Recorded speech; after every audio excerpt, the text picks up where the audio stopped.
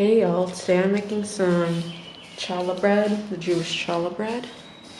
I just have to add my sesame seeds on top, but the egg wash is on, and I did a 4-strand braid on this one and a 3-strand braid on that one.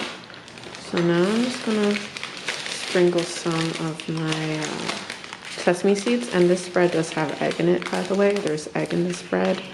I'm just gonna sprinkle the sesame over the top. I might have to brush this with some egg wash again, but I'll see like halfway through baking it in the oven. Yeah, so I'm very excited because this is homemade. That's the flour I use. I love homemade bread a lot more than the store-bought one sometimes. I'm gonna put in the oven right away, ASAP Rocky. I like doing the circle loaves as well, where you take the bread and you put in a circle, a round circle. That's fun as well. So yeah, I'm just gonna pop these in and then have it with some sugar-free marmalade. So the challah is ready. I love how it came out nice and golden brown with the egg wash.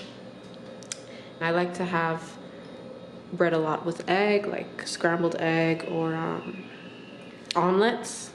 So right now I'm making some hot cross buns with the raisin sultanas, orange peel, orange zest, and lots of spices went into this, like cinnamon, nutmeg, and clove. And also I put some vanilla extract, some mixed essence. I put an orange glaze over the top, and I basically mix the orange juice with some icing sugar. The orange glaze over the top gives it a nice shine. And so there's lots of raisins in this, and sultanas.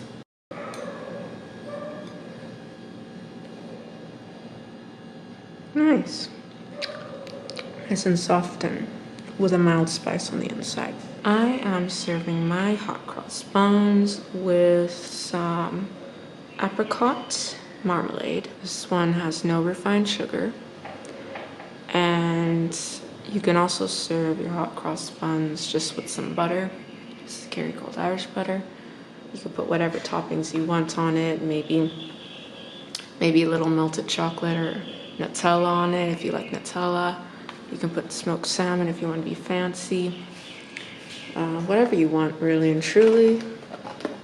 I know in Jamaica, they have the spice bun, and I don't really do well with cow's milk cheese, so I eat a lot of goat's cheese and plant-based cheese. I don't really like now and again I'll have it cow's milk cheese in moderation, but I do try to stay away from it a little bit, even though it's very tempting to eat it. Sometimes I buy the imitation cheese, and I also buy goat cheese. And then this is just some tea.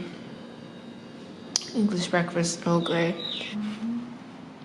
Wow. It's very fluffy. Nice and fluffy and spongy. And you can see the basil in there.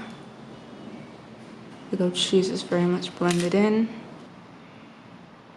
Spongy.